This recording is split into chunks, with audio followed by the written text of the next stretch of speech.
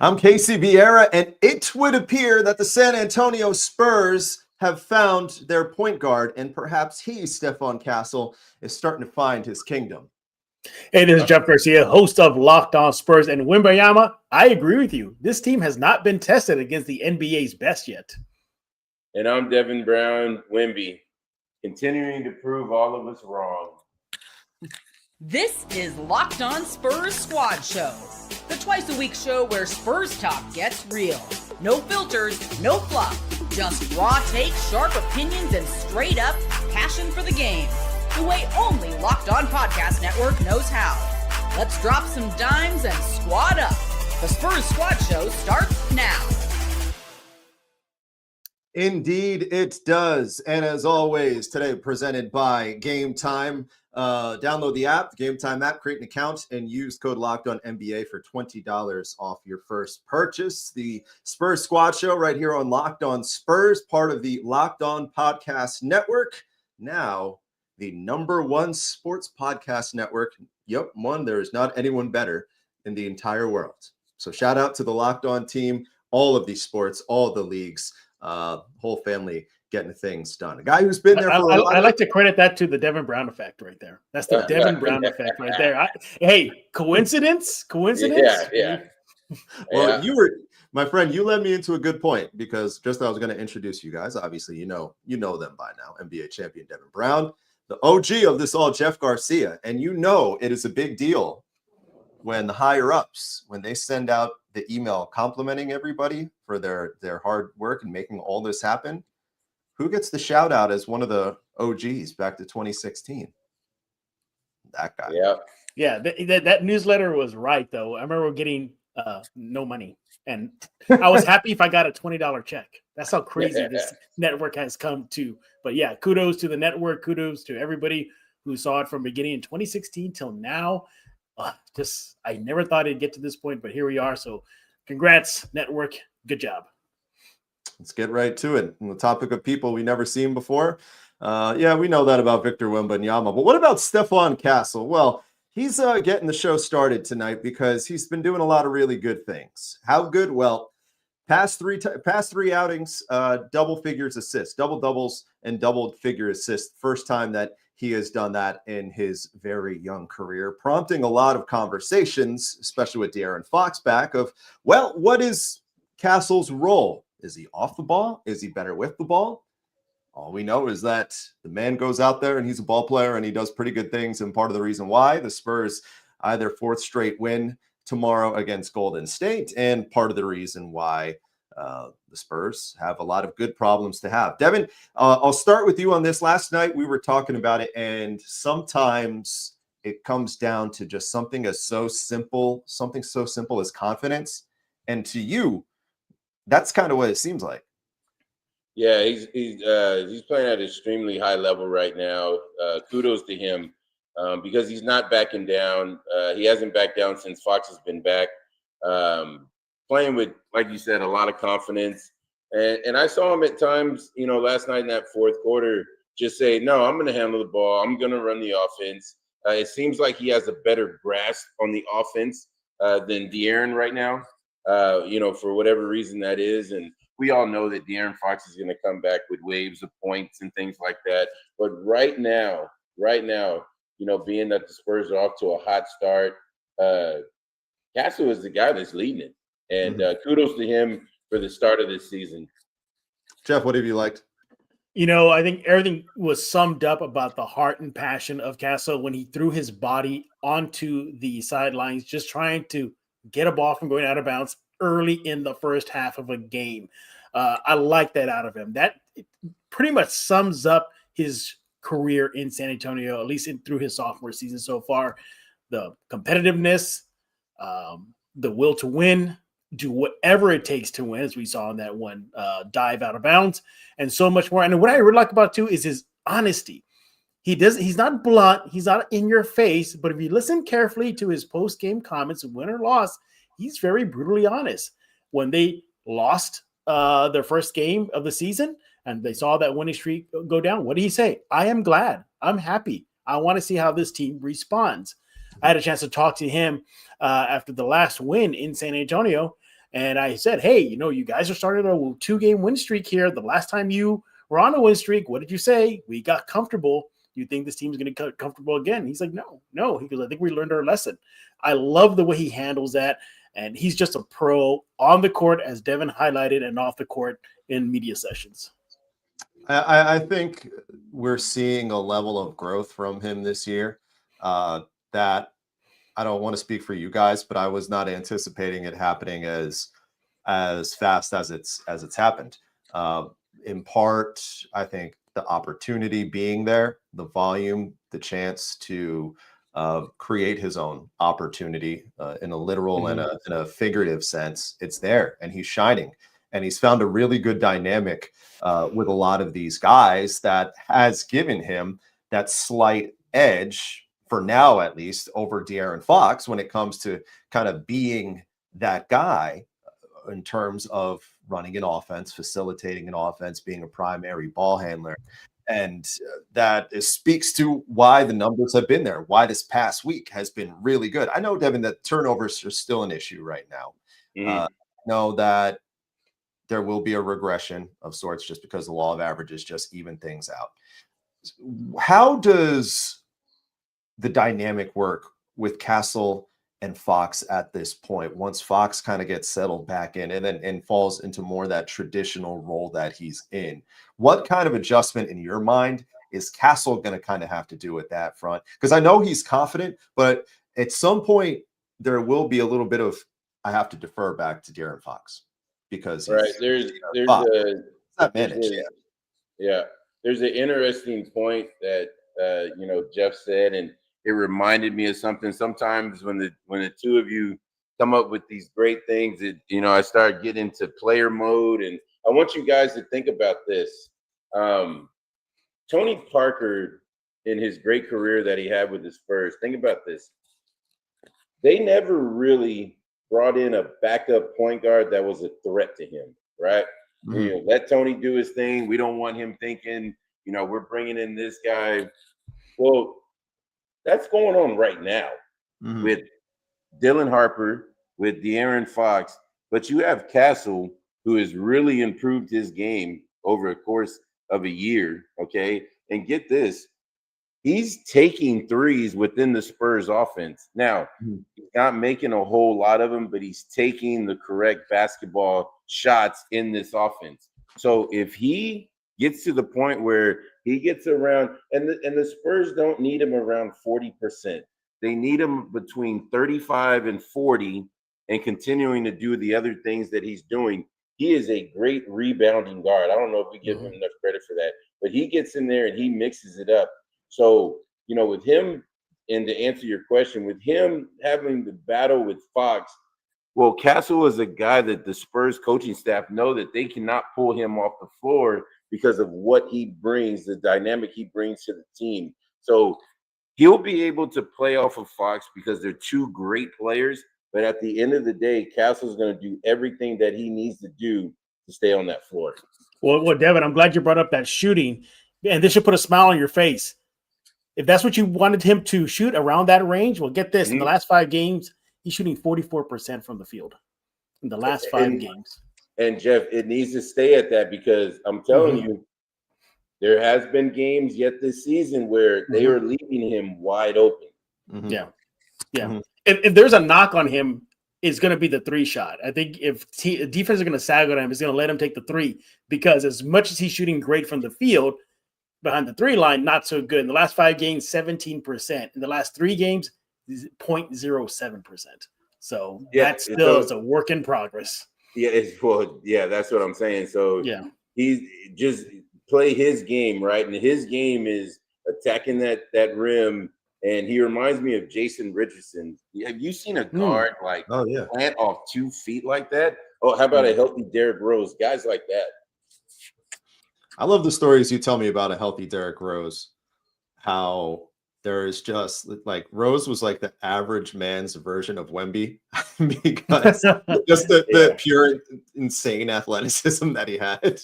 Yeah, no, it was nuts. I threw him a lob once, and I thought I threw it over the backboard and he just dunks it. And I turned around and pointed at the crowd like, I always do that. I had no idea where that ball was going. But that's a good point that you bring up, though, because that's a dynamic that, Devin, that he is going to be able to keep himself on the floor doing that because of that athleticism, because of that ability to run the floor, because of that ability to push the break on the floor. You saw it. We were talking about the play last night where first quarter, and it's become commonplace with him, but it was a transition opportunity. The first quarter, he had Trey Jones in front of him, and he just that low cross, that in-out cross, and just looks so smooth going to the basket. And I'm like, and that's what Jeff, I got on the show last night, and I got midway through, and I said, I need to apologize for spreading misinformation on this. You filled out the apology form? I filled out. Well, I needed to apologize. Did you sign it though? Did you sign it? Not directly, but I did. He signed it in pencil. Yes. So that's going to be his little out clause right there, Devin. Context. Well, context. I didn't doubt him, but I doubted that Harper, and Fox, he would be the primary facilitator. And after I said that, I guess games are blended. And I guess the Lakers game, he's rattled off 3 double-digit assist games. So that was me going back on my heels, Jeff, and I'm being like, all right, I think I got this one. Mitch Johnson spoke about the assist numbers spiking right now for Castle, and y'all probably heard this too. He said he's just hitting singles right now.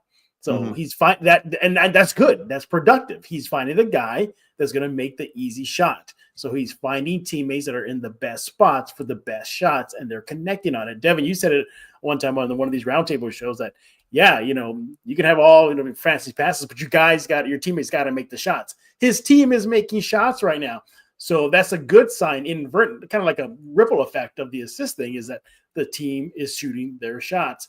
Overall, just phenomenal play.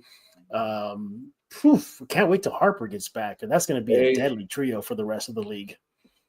Jeff, to your point, everybody remembers, I played with Chris Paul 3.5 years, and Chris Paul is a dynamic point guard. He played with San Antonio last year, and I know that everybody, was keeping track of his assists. I believe he's second behind John Stockton, but he'd have to play 18 more years to catch John Stockton. So the running joke that Chris had with all of us was, I'd be a lot closer if you guys would make more shots. Well, there you have it. That's another thing, the Stockton side of things, context as to how much ground he has to that he would have to make up. That probably won't happen. You mentioned Dylan Harper. Both you guys mentioned Dylan Harper. How does this dynamic of it now, if Castle continues to excel, in your mind, Devin, where does Harper fit into the equation at this point? Because now there's a lot of catching up to do by default, and now he's chasing, if Castle keeps playing at this level, not only one all-star caliber player, but 2 to get minutes. Well, you're trailing a guy, Stephon Castle, who's rising, right? And then you have Fox, who's a max player. So I'll tell you what's happening. He's fielding a lot of calls from his agent, because his agent's watching everything that San Antonio does, right? And so, in a sense, obviously you're cheering for your team to do well, right? Because you know what it is that you bring to the table, what you bring to the team, and the dynamic you bring, or that he brings is, he's a great penetrator and he's a finisher at the rim. Castle and Keldon, outside of that, you got Dylan Harper who does that.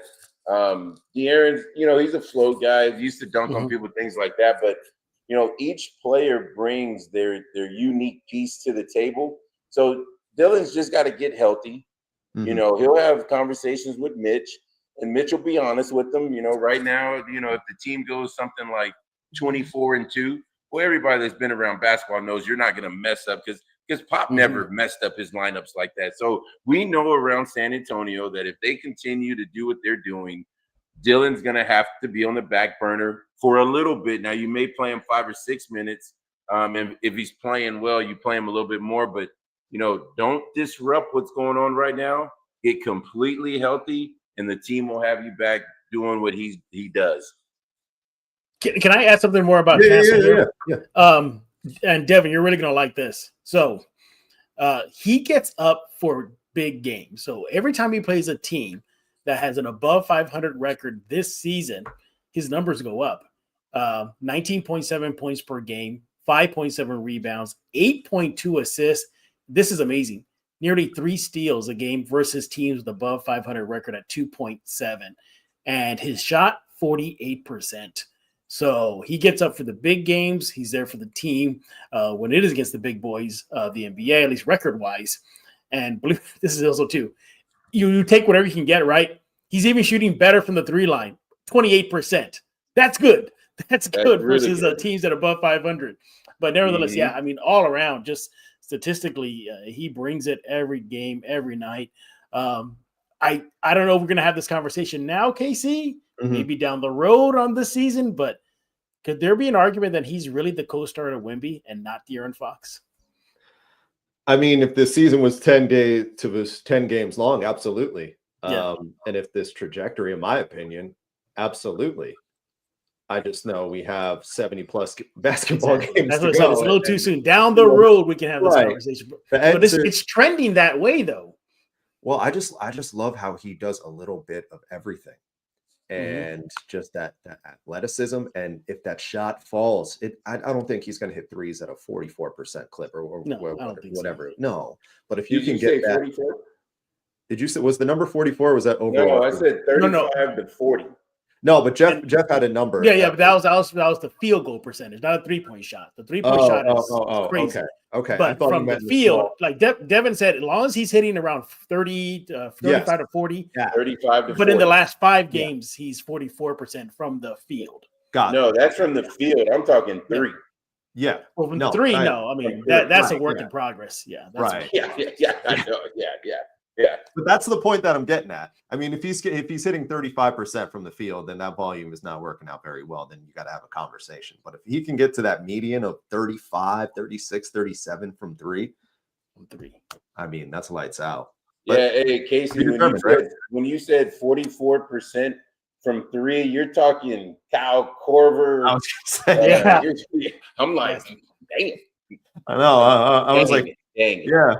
Yeah, I was like, did I miss something past couple nights? I don't know. Yeah. Worried. I was like, I know he ain't going to hit 44. Either way, regardless, Steph Castle's been doing his thing, and part of the reason the Spurs have been doing theirs and can move to 9-2 tomorrow against Golden State. A guy who also has been getting it right on his end, Mitch Johnson. Coming up on the other side, we're going to dissect a little bit how he's dissected things. And for the most part, it's worked out pretty well for Mitch, something that was a real flaw or argument that is what was his struggle this time last year. Got that and more coming up for you on the Spurs Squad Show right here on Locked On Spurs. But want to talk to you first about some of our friends before we get to that.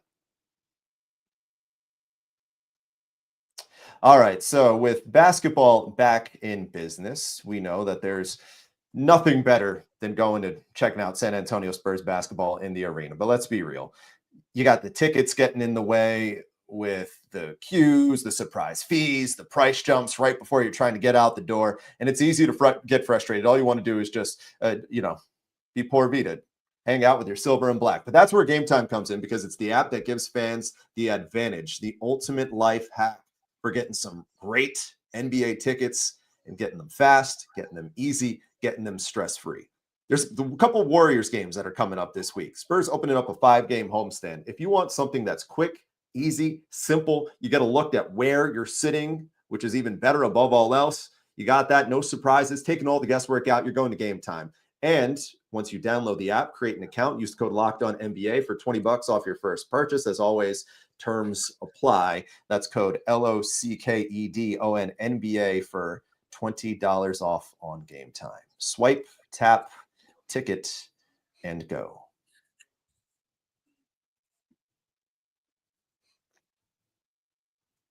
All right. You can get a ticket to those games, and 2 guys you won't be able to see are Jeff Garcia and Devin Brown. You might be able to see Jeff.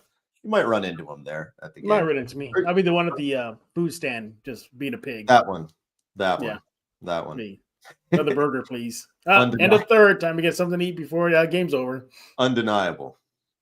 All right. I always get Pizza Hut. You ever notice that, Casey? That is true. Pizza Hut. Yeah. That's your go-to. That's my go-to. That's your go-to. You know why? It's right around the corner from where we sit. It's right around the corner. Yeah. It's right around the corner. All right. I'm not particularly sure how to pivot to Mitch Johnson out of concession stands, but we'll find a way. Mitch Johnson came into a spot this season, as we know, under his own direction, for the first time, something that hasn't been the case in San Antonio for 30-something years. Last year, taken over very early into the campaign with Coach Pop stepping aside. One thing that really plagued Mitch last year was the expected inexperience that he had as a fresh head coach. And there were times where it was evident that the lineup's just not happening and the inexperience was there and the win-loss showed. However, this year, given that the team is off to an 8-2 start, he's been pushing all the right buttons. He's been doing a great job pushing all the right buttons. And so, Jeff, I'm going to send this over to you first. Sure. What have you liked about Mitch so far that you might not were expecting to see at the start of the year? You know, it's a good question, and I have a kind of a roundabout way of answering that. Is this: I like where he is at right now, and I'll get to that in a few seconds. But I like how he got there to this point because he had a full training camp, he had a full off season. He didn't have, at least we know of, he doesn't have Pop in his ear. And remember last year, he was very open about it. He said, "No, Pop was calling him. Pop was telling him what to do." The training wheels are off. And that's what I like about it. I think the fact that the training wheels are off, Popovich is, on the executive side now, that it's his squad, his to mold, his to coach. Now, there was a little bit of still some Popovich in him. I think everybody saw the viral video of him, inspiring, motivating the guys to enjoy the boring, enjoy the simple things, the very Pop-like. But one thing that I think that has surprised me so far is that he's not afraid to go deep in the bench. Mm-hmm. We're seeing him go to Carter Bryant sometimes. We're seeing him maybe put Wemby, taking Wemby out in foul trouble, yes, but then letting him play through things. I like the fact that he's letting the guys learn. How many times we saw this? Oh, Spurs down by 15, call the troops off. It's over. Pop throws in the white flag. I haven't really seen him do that too much this season. The only time I really saw was that Suns game, but that was kind of obvious. He's letting them still stay in the fight, and I like that about him. Devin, I know we've talked about coaches that you've had in the past in the league. Some have resonated, some have not. Some you've talked about, you're like, I can't even remember that dude's name. There's other times you've talked about coaches and then have had a lasting impact. He fell into a tough spot, Mitch did, of trying to go in there and sell himself. It would have been a big enough hole as it was, shoes to fill, I should say, with Pop coming out the way. What does he do that you like that shows that he's won over the locker room and won over these guys, and he is reaching these guys? Well, let me start by saying this. Had he come in there the first year that I was with San Antonio, it'd have been almost impossible because of all the fossils we had laying around there. Those guys had been in the league. Some of those guys, above 20 years, 50, and I'm talking about seasoned, marinated veterans. Like these guys were coming here strictly to win a ring, right? So I think what really helps him out is that he has a young ball club. He has all these years listening to him, what it is that he's going to do.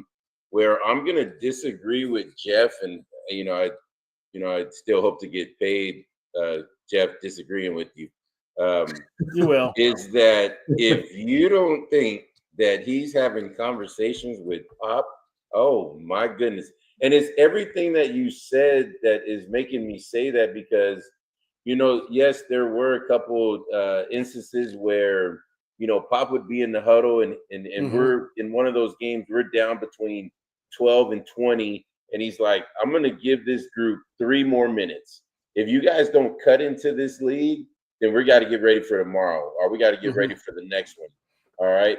Whereas, some of the things that I see Mitch doing the same is going. I've been that 15th player on the Spurs roster. I've been called, the first guy off the bench in LA, to go out there and guard Kobe. I've been in that situation. So yeah, there's a lot of similarities there. Mm-hmm. Where I see a difference is just the youth that Mitch has is kind of in line with him. Yeah. And so they're all ears. Mm-hmm. Yeah, and nothing sums that up more than the pace. He has them playing at a pretty high clip right now, just in transition, going downhill. In the last 4 games, they've scored over 120 points plus. Right. So he's emphasizing that quick ball movement, quick pace, get down, get easy buckets, transition scoring. That's what he's emphasizing a lot. And he's playing to his roster's strengths. Right. We know Wemby is Wemby. We don't have to go into that. But to get Castle, we're talking about downhill, get him going, and the rest of the crew, I think that's just great. And I mean, so far, so good. So far, so good. And even in the 2-game losing streak, and one thing that I've always admired about him, and I keep on meaning to ask him pregame or even after a game, is that no matter what, win or lose, he's the same guy on that stage. He's the same guy on there. He's not getting too excited. He's not flipping tables. He's not upset. If it's a loss, takes it in stride and same tenor. It's a win. I'm glad that this got brought up because, Casey, I wanted to talk to you about this. There were a couple, and this is what I like to see Mitch do a little bit more of. There were a couple times Fox is driving the ball. Now, we know that he's an all-star. He's getting hammered and getting no call. You guys know how Greg Popovich was. That was not going to stand if that was Tony or Manu, correct? I would like to see Mitch fight for his players a little bit more. It doesn't have to be by the time the team's coming down full court, you're at half court yelling at the ref. Not that, but something like fight for these guys a little bit more. Mm-hmm. And I think that's going to come with comfort, though, with time, because I feel like last year watching him, it was very evident. And understandably so. I think anyone would. He looked uncomfortable on the sideline, and I think that's just natural because it was a dicey situation behind the scenes that no one wants to fall into for all the wrong reasons. But then progressively, I think he's always resonated with these guys, and I think being in the system for a considerable amount of time that he was, I thought it was a good hire when they brought him back. But there was a 3-game stretch during the middle of the year last year, and it was relatively soon after Pop stepped aside, and they won 3 in a row. And I think it was they beat Oklahoma City without SGA, but it was a good win on national TV. And then they came back from 20 down against Utah. And then they beat Golden State on a Saturday night. And just looking at the guys, it looked like, and Jeff, I've said this analogy on your show before. It looked like Mitch looked like the substitute teacher, the way they responded to him. He looked like the substitute teacher, but the substitute teacher that the class respected, that they were happy for, that they were like, okay, yeah, you're the sub. Teacher's is not going to be here. But we know our role. We're not going to get out of check. Obviously, a testament to Pop. But the tie's been loosened up a little bit. It was a different energy around the team. And that's what sold me on the early goings. And with him was that he had, in my mind, the hardest part figured out was that he was reaching these guys. And I think it was advantageous having all this time prior to getting the head job. And it's worked out well. And now, Jeff, I think it's really coming to fruition. It's really shining. Yeah, he's shining bright right now. I mean, you look at even Vegas. Vegas has him as a serious candidate for Coach of the Year. Now, granted, it's very early in the season. Time will tell. But, hey, we always joke that Vegas knows all. Well, maybe they see something in Coach that, we don't know yet, and we'll see as the season unfolds. I definitely do want to see him as a coach go up against some of the better teams. Like he showed out already versus Ime. He got the team to win versus Houston. Did a pretty good job versus Coach Spo. That's Coach Spo in Miami Heat in one game. But let's see how he adjusts for other coaches and the heavy hitters that Wemby talked about. Your Thunder, your Denvers. Let's see what that happens. I want to see those type of in-game adjustments as the season unfolds. And I often wonder this, and Devin, maybe you can talk about this. We always talk about the players hitting a wall during the season. Do coaches hit a wall during the season as well?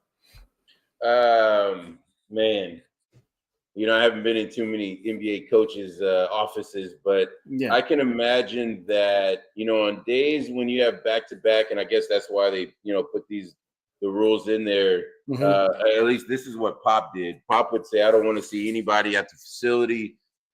Spend it with your families, take some times off, get out of your bubble, go enjoy the city, things like that. So when he said that to us, I'm sure he meant that for everybody. And sometimes you just need a few hours, to bounce back. You don't really need a whole day. But Pop understood that. And, with Mitch being there, he understands that too. So even if they hit a wall, you'll definitely give, your organization a day and you'll be able to get over it. And I'm glad that he's a young kid. He can really connect with the young players. We always joke with Popovich how the age difference was just wide in this last few years that he was coaching still. But here you got a guy that's a little bit more on their level, who can get them a little bit better and understands them. And I think with time, we're going to really see what Coach Mitch is all about. The Spurs invested in him. Think about this too, Devin and Casey. He was out. His name was there, yes, but there was a Mike Malone out there, a Taylor Jenkins, one guy with heavy connections to Spurs, Jenkins, and one guy, Mike Malone, that just adored Popovich and the Spurs organization. And they were available. Mike Brown was available, but they went with technically at that time a rookie head coach. So that just speaks volume to how they feel about Mitch Johnson taking over the reins.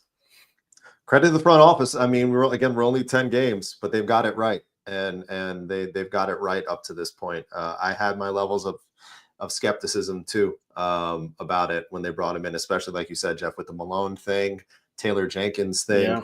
Yeah. But ultimately, had they brought either of the two in, I would have been fine with it. Yeah. But I'm fine. I'm fine with Mitch. Yeah, and I think, I'm with you. Yeah. Yeah, I think Mitch probably would have had a lot more serious competition if Devin Brown was available to coach the Spurs as the next coach for the Spurs. Right? You're there, right? You're there, right, Devin? Yeah. At that time, I was coaching AAU. I was pretty busy. Honestly, that might be a tougher task. Yeah. Talking about reaching locker rooms, that might be a tougher locker room to reach. Hey, all right, coming up on the other side, a locker room that's been, I guess, reached for quite some time. The Golden State Warriors, they come into town coming up Wednesday for a pair of games, another set of show me something games for the Spurs. Going to talk about kind of that playing a team back-to-back, a competitive team, a playoff contender. Does that offer a little bit of a playoff feel, if you will, for a Spurs squad trying to find their way? And looking ahead a little bit more, talking about the big piece of the news in the NBA day. Just try this again. Big piece of the news in the NBA day. The Mavericks moving on from Nico Harrison. Got that on deck for you coming up here on the Spurs Squad Show right here on Locked on Spurs. But before we get to all that, let's talk about FanDuel.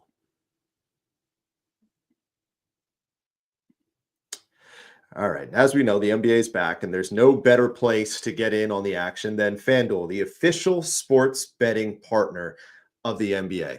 Even if you miss the start of the game or you want to ride the hot hand, FanDuel has live bets on everything from who will score next to fourth quarter comebacks to Victor Wembanyama possibly putting up 18 points in the fourth quarter. Don't quote me on that one, but they have options for you to have fun and win. And that's what it's all about. Plus, you can even combine your live bets into same game parlays for a shot at an even bigger payout. It's great. So yeah, it keeps every game exciting, especially when your team's making that late push. Talk to any Spurs fan that plays FanDuel.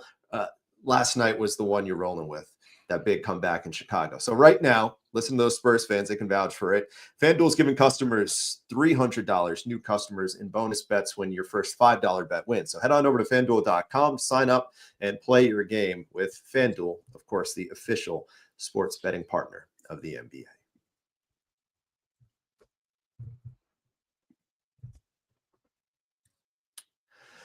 All right, welcome back to the Spurs Squad Show right here on Locked on Spurs. Jeff Garcia, the host of the title pod, the man in the middle right there, NBA champion Devin Brown. This is your first time checking in with us. We appreciate it. What are we? Well, we're two programs. We get together a couple times a week, Tuesday and Thursday at 9 o'clock, unless it's a game day, and we talk about San Antonio Spurs, a meeting of the minds. And we're having a lot of fun doing it, and a lot of credit to you guys who have been a part of the ride so far. Obviously, still early in the infancy of this process, and we want to credit you for the engagement. We've truly enjoyed doing this, and having that organic growth along with us. I'm going to speak for Jeff and Devin here. I know all three of us have enjoyed. On the topic of organic growth, a team that has done that plenty such over the years is the one that resides out there in the Bay Area, coming to town, playing two big games, Wednesday and Friday. A chance for this Spurs team to say, hey, you know what? We're here. A chance to move to 10-2 on the season, a chance to stay undefeated in their gym. A 5-game homestand is what awaits as well. So that said, Jeff, what is the takeaway that this team has, the accountability that they need to win some of these games, to have a successful homestand? But I said in the beginning, I do agree with Wembanyama after the win versus Chicago. He admitted that this team has yet to play top teams. This is a chance to play against a top team in their conference, the Warriors. From Steph Curry, I think Draymond Green is kind of 50-50 right now, but if he does play, that's a tough defender right now they have to handle. Can't forget Al Horford, Jimmy Butler. This is a very prime season team. And of course, it's a guy on the sidelines, Steve Kerr. Yeah, he'll likely, bring out the best of the Warriors versus San Antonio. So I think what this team coming into the gym represents is a chance for the Spurs to prove their mettle, to prove that they can beat a top team in the West. And also, too, if they can continue to grow this winning streak without, as Steph Castle said, getting comfortable. To me, I'd like to see that maturity. If they can not get rattled by the lights, if they can duplicate what they did versus Houston. Remember that Houston game? Many thought the Spurs were going to get curb stomped. Oh, wait, Houston, they play too physical. No way. I mean, Ime Udoka, no, they're going to be throwing the Spurs teams like ragdolls. No, it was the opposite. Ime Udoka said the Spurs punked them. So they got to keep that up. I think it's just a chance to continue to send the message to the rest of the league that the Spurs are here. They're here this season, and they're only going to get better with each game. I'm glad you brought up the Ime Udoka side of things, because this Spurs team is starting to remind me a little bit of that Rockets team last year that overachieved. I believe they were a 2 seed in the Western Conference, a 2 or a 3 seed. And ironically enough, they got matched up with the Warriors in the first round. They went 7 games, and it was a product of their youth that showed they lost in their building and pretty handily to this team, which turns the point in my mind, Devin, to kind of that general idea of the postseason. And for a young squad like this, we talk about the accountability that they do have, the relevance that they do have. Inside that locker room, is it a conversation with the coaching staff to say that if you guys are serious about playing postseason basketball, winning games like this in this environment, having the same team, good teams play you on back-to-back occasions, this is what it's going to feel like, and this is why we got to show up this week? All right.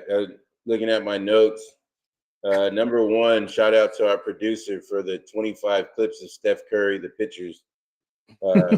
First thing that I want to say is this. I got to keep the eyes moving. The relevancy. That's what I've normally, like when we show the Spurs, we show all of them. This one was Steph. So the producer must love Steph. But like I said, I wonder why. Does the producer have a jersey of Steph Curry behind him as well? There's a story behind it. We'll get to one day. You see where I was going with that, Jeff. I caught it right away, Devin. Yes. So we'll get to it. I knew what Devin was going for. So here's what we got. You got Steve Kerr that's going to walk in that shoot around. All right. You got 2 games. All right. I don't know what his contract situation is as far as a coach, but he would have fielded a call for the job, right? If he walks in that locker room and he says, fellas, I want this. I want these 2. I want to send a point to San Antonio. They're not what they think they are. Let's go get these. First of all, Golden State's going to come in here fired up. They don't need that speech. They've heard it from him plenty of times, right? Okay, on the other side, now that's what you're asking me about. Do the Spurs do that? Well, this is more of a Mitch 2-game series, all right? We've praised him on what his moves look like. Now you're going against somebody that knows you inside out and knows your system, knows your players. Hey, Steve Kerr's been there and done that, right? So here's what we got right now. Now Mitch is going to have to go out coach Steve Kerr, okay? First of all, Steph Curry, if you put Castle on him, is Castle going to muster enough energy to be able to run the team? Is De'Aaron Fox healthy enough to guard Steph? So there's one matchup problem. Then you got to deal with Draymond. Draymond thinks that he can stop Wemby on his own. Oh, yeah. All right. So he's not going to be asking for help. Okay. So there's a lot of dynamics that go into this. And what is Mitch? We talked about the buttons. He's going to have to push some buttons this weekend. Yeah, you can't forget about the addition of Al Horford. Now, there's a guy that can pull out Wemby from the paint and be a legit threat. Al Horford's still playing. He's still playing, man.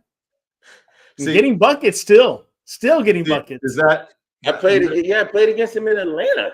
Okay, all right, good. Because you know me. I whenever these fringe guys that come across, not fringe is the wrong word. These guys, when they cross pass either the front end or the back end of Devin's career, I always throw it out there. And so when I was a young player, he was in the middle of his career. I'm kidding.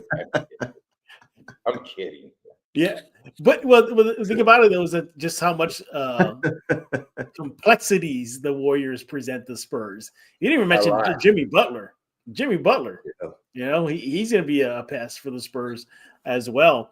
And then, I mean, what was that? I always have a hard time pronouncing his name. What's that kid's like Pazinski or the POD? The lefty. The lefty, yeah.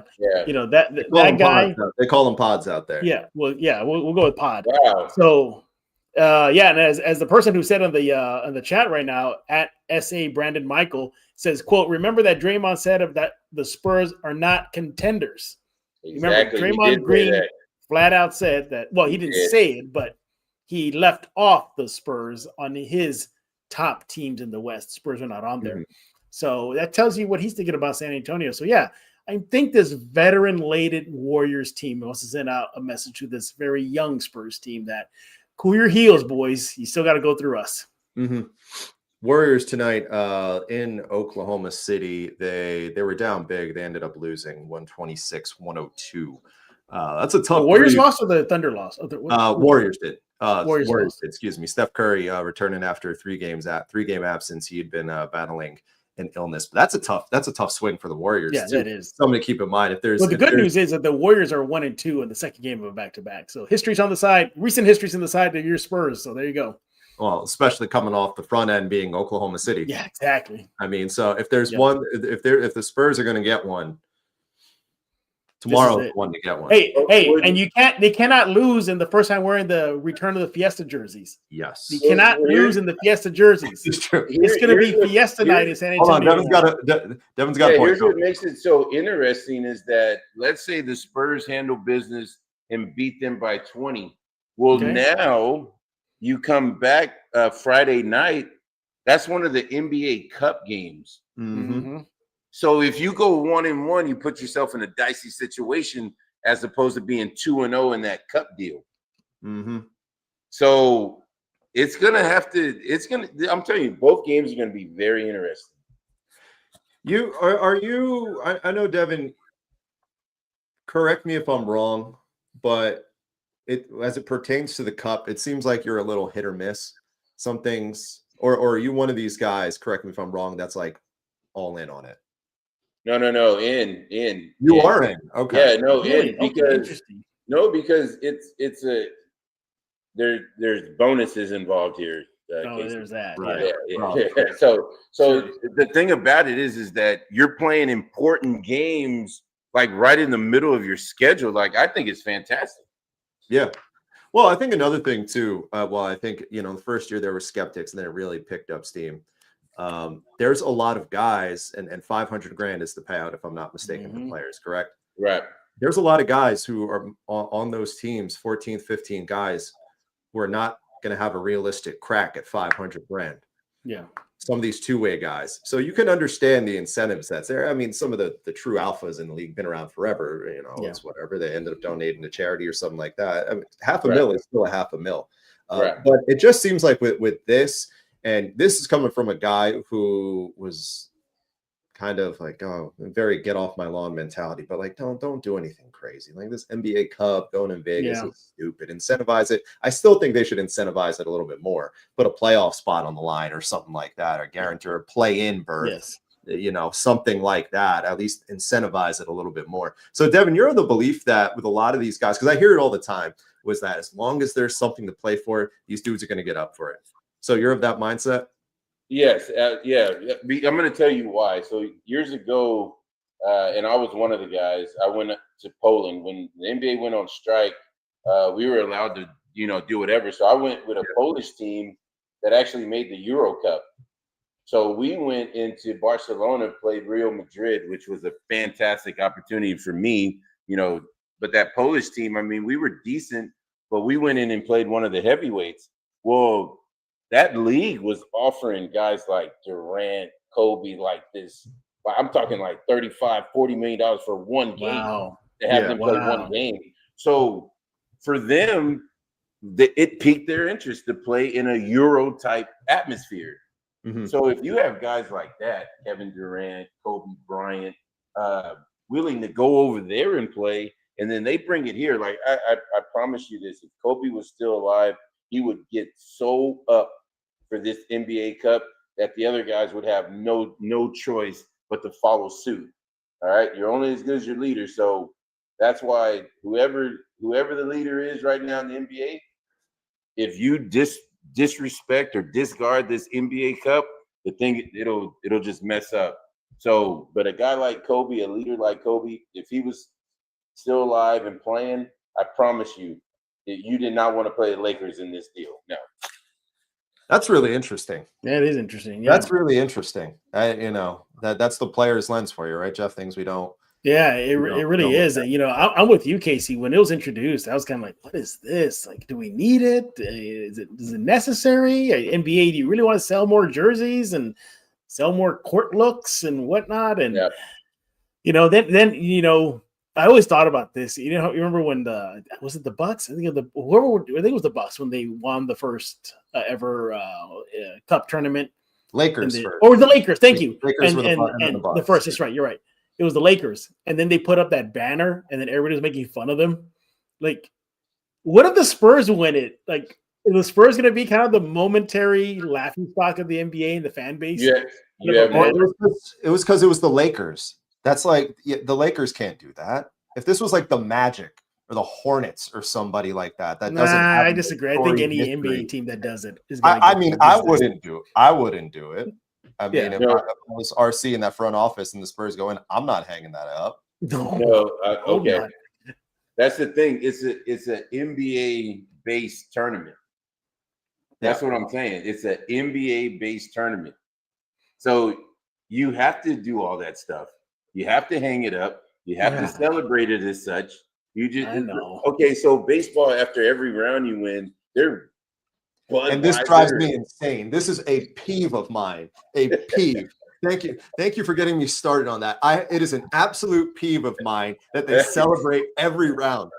The 6 wild card rounds. ALCS. The wild card round. They have Budweiser and champagne. And you know what? Look, if the Spurs do win the cup, the only sport that does that. That's the only sport. And this is coming from a big baseball fan. Sorry, Jeff. Go ahead. No, say if the Spurs do win the cup and they put up a banner, I hope they do it like they did with Pop's name hanging in there. But just everybody show up and it's there. That's it. Just keep it like that. It's just there, everybody. All right. No big ceremony. No fireworks. We're going to military for sure. Oh, come on. No. You see them now. They got pyro coming out the baskets in the starting lineup. I mean, Devin's in. He wants to see the full $3 million pyrotechnic display. And that's the crazy thing. Like in Europe, like now I hear there, and you guys know this more than I do, but I hear there's some new fans in a section at the games right now going crazy because Wemby asked for it. Yeah. Now imagine 30,000 of them at a Euro Cup game in Barcelona. I've seen the videos on YouTube, man. Those arenas get it's wild. crazy. Yeah, Yeah, wild. I know arena smoke bombs and everything. I know an arena. Yeah, well, good segue. What I'm about to hit on here. I know arena that the American Airlines Center up there. It's been pretty close to a European crowd for all the wrong reasons. At least the hostility is there. And today, some Mavericks fans, probably not some, all Mavericks fans getting their wish with Dallas moving on from Nico Harrison. Coming up on the other side of a very brief break here, we're going to talk about that a little bit. And from the former player side of things, why, well, from the front office angle, I guess is something to keep an eye on there as well, right here on the Spurs Squad Show on Locked On Spurs.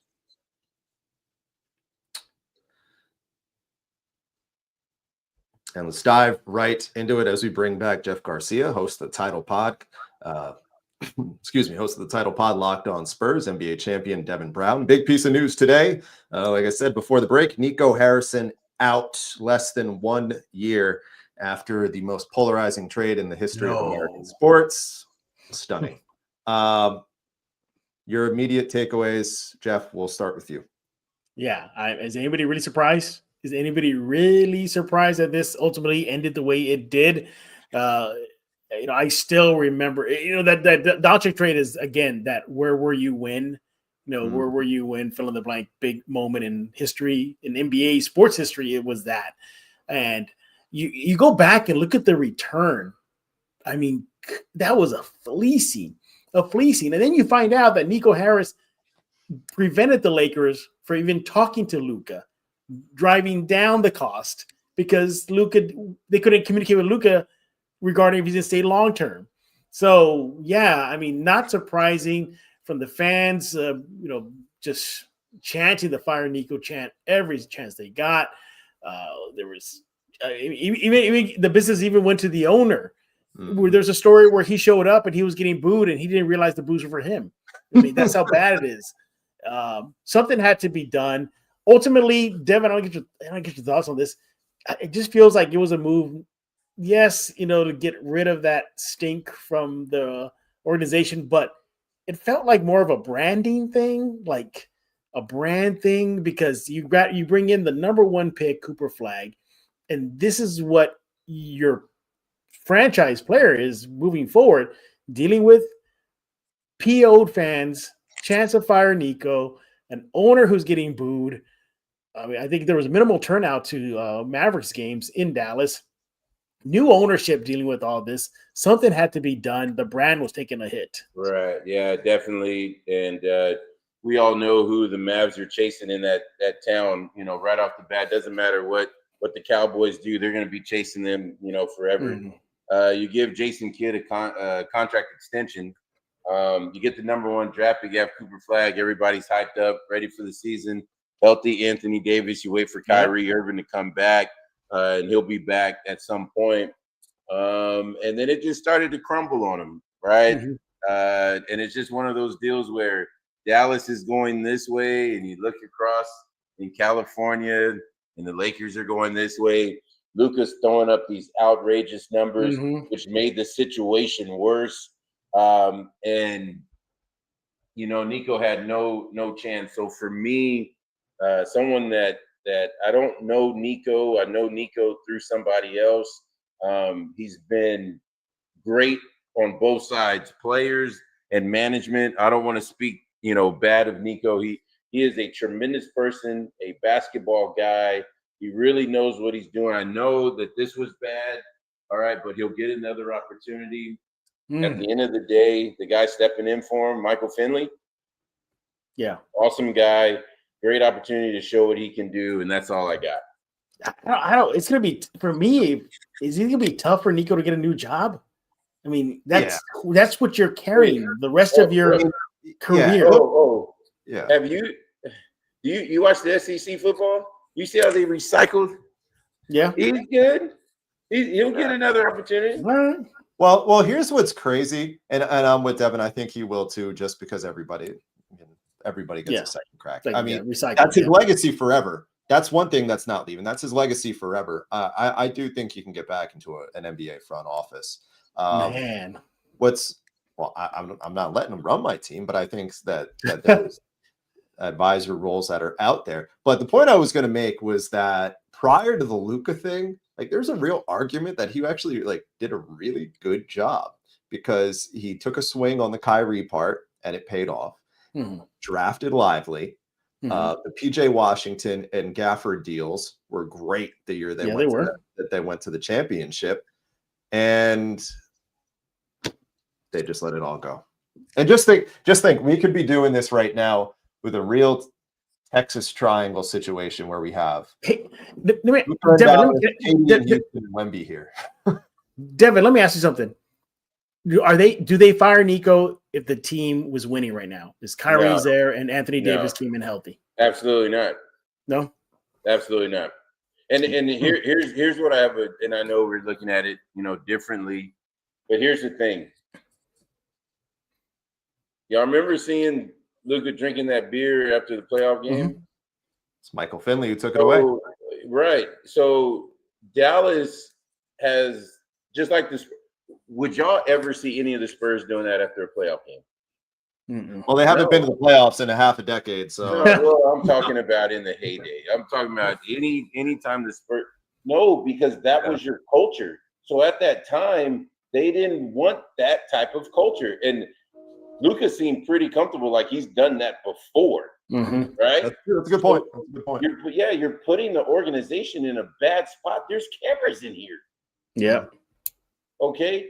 Now, have I seen that done in a locker room? Yes, but that was in the very back where no one is allowed. Yeah. And you guys have both been in a locker room. You know what I'm talking about. There's areas you're not allowed in. This was in a common area.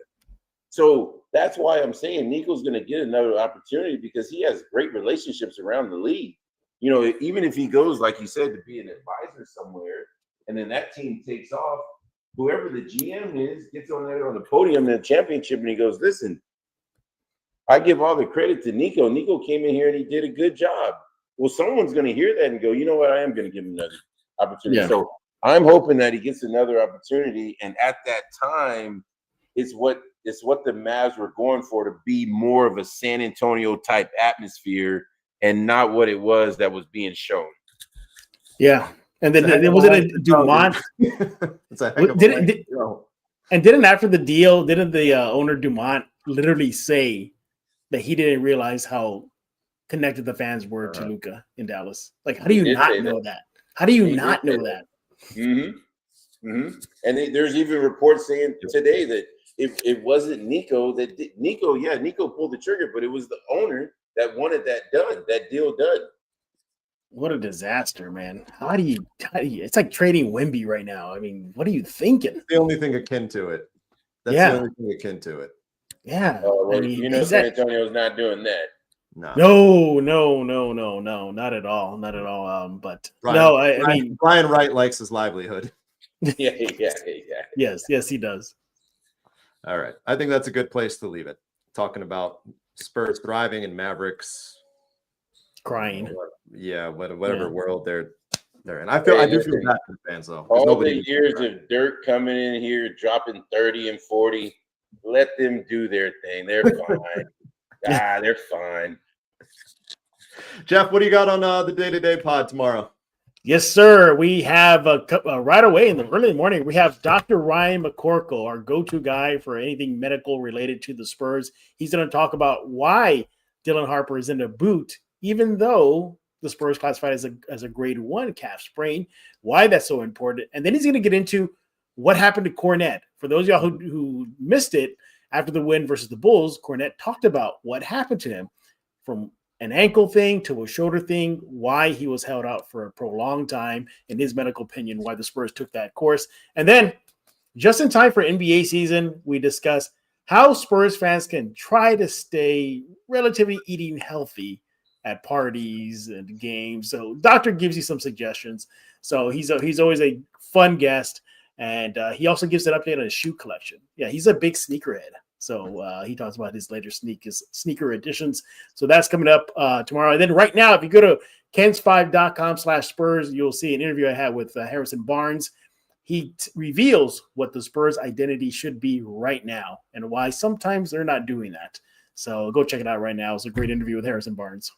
Check out the one with Doc in the morning, because he's talking about diet. It'll make you feel inspired the rest of the day. And it'll answer some of the questions I see in the chat. I know it says Seismically is asking when is Harper returning.